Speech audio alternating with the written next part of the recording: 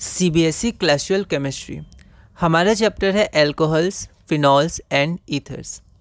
इसमें हम सीबीएसई के प्रीवियस ईयर क्वेश्चंस कर रहे हैं, जैसे हम हर चैप्टर में कर रहे हैं, जो 2010 से 2023 तक आए थे। हमने टॉपिक 1 पूरा कर लिया था। इस वीडियो से हम टॉपिक 2 शुरू करेंगे, स्ट्रक्चर्स ऑफ फंक्शनल ग्रुप्स। हम लोग एनसीईआरटी के अनुसार आगे बढ़ रहे हैं। तो इसमें पहला क्वेश्चन है, और ऐसे हमारा क्वेश्चन नंबर 13 है, the CO bond is much shorter in phenol than in ethanol, give reason.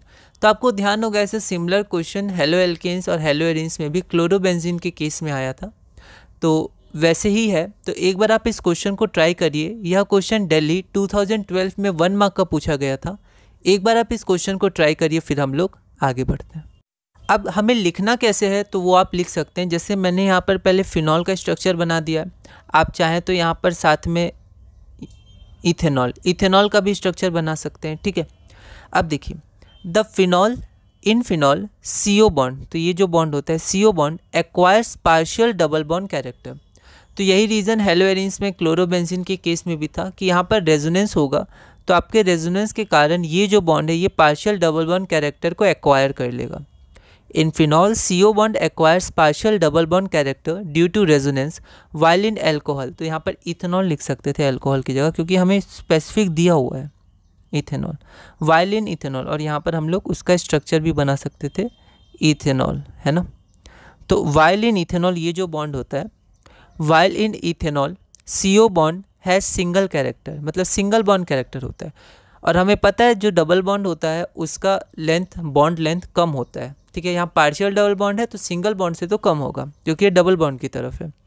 Due to partial double bond character CO bond is much shorter in phenol than in ethanol, जो हमारा reason है 13 का, ठीक है। आप अपने हिसाब से देख सकते हैं आपको लैंग्वेज क्या डायग्राम बनाना है, नहीं बनाना है, कितना लिखना है, नहीं लिखना है, बाकी कॉन्सेप्ट आपका रेजोनेंस है। अगला है question number 14, phenol does not undergo nucleophilic substitution reaction easily. तो जो फिनॉल है वो nucleophilic substitution reaction easily show नहीं करता है। ये फिर से हेलो एल्केन्स और हेलो एरिन्स में जो हमारा हेलो एरिन्स था वो भी nucleophilic substitution reaction easily show नहीं करते थे, एक्सट्रीमली लेस रिएक्टिव होते थे। CBSE सैम्पल क्वेश्चन पेपर 2021-22 में 1 मार्क का क्वेश्चन है।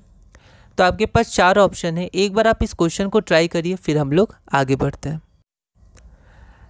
तो यहाँ पर पहला है कि acidic nature of phenol, partial double bond character of COH bond, partial double bond character of CC bond and instability of phenoxide ion. तो आपका आंसर बी हो जाएगा।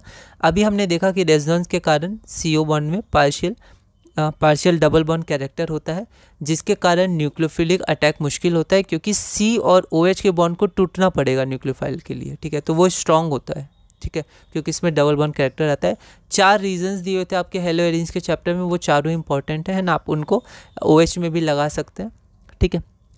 तो phenol does not undergo nucleophilic substitution reaction easily due to partial double bond character of COH bond, और आप यहाँ चाहें तो ऑप्शन नंबर बी लिख सकते हैं, ठीक है। तो हमारा टॉपिक नंबर 2 पूरा हुआ। एनसीईआरटी के अनुसार आगे बढ़ रहे हैं। फिर उसमें अगला है प्रिपरेशन ऑफ एल्कोहल्स। तो टॉपिक 3 है हमारा प्रिपरेशन ऑफ एल्कोहल्स। तो सबसे पहले एल्कीन से हम लोग करेंगे, उसके बाद कार्बोनिल कंपाउंड से, उसके बाद हमारा ग्रिग्नार्ड रिएजेंट से, ठीक है। तो अभी हम लोग सबसे नंबर 1 पे देखेंगे इसमें कैसे कैसे क्वेश्चन आए हैं। तो फ्रॉम अल्कीन से 2 तरह के मेथड पढ़ने एनसीईआरटी में, जैसा है पहला है एसिड कैटेलाइज्ड हाइड्रेशन, ठीक है, H2OH+, और दूसरा है हाइड्रोबोरेशन ऑक्सीडेशन। ये बहुत इंपॉर्टेंट है मेंस और एडवांस के लिए, क्योंकि इसका मैकेनिज्म से क्वेश्चंस पूछे जाते हैं, पर हमें मैकेनिज्म नहीं देखना है, डायरेक्ट थोड़ा सा रिएक्शन दिया हुआ है आपका एनसीईआरटी में, बस वही देखना है। और हमें बस इतना ध्यान रखना है कि हमें OH और H ऐड करना है एंटी मार्कोवनिकॉफ रूल के अनुसार, बस, ठीक है। मैकेनिज्म हमें नहीं जाना है। तो इन दोनों से देखेंगे किस तरह के क्वेश्चन है। तो अगली वीडियो में हम अपना टॉपिक 3 शुरू करेंगे, और उसका पहला क्वेश्चन है question number 15, explain the mechanism, ठीक है। तो मैकेनिज्म्स के कुछ क्वेश्चन आ सकते हैं, बहुत ज़्यादा तो नहीं आएंगे, पर कुछ स्पेशल क्वेश्चंस आ सकते हैं, तो हमें मैकेनिज्म ध्यान देना है। और एनसीईआरटी में तो इसका मैकेनिज्म दिया भी हुआ है। तो एक बार आप इस क्वेश्चन को ट्राई करिएगा, 2012 में 2 मार्क्स का आया था। अगली वीडियो में हम इसे सॉल्व करेंगे।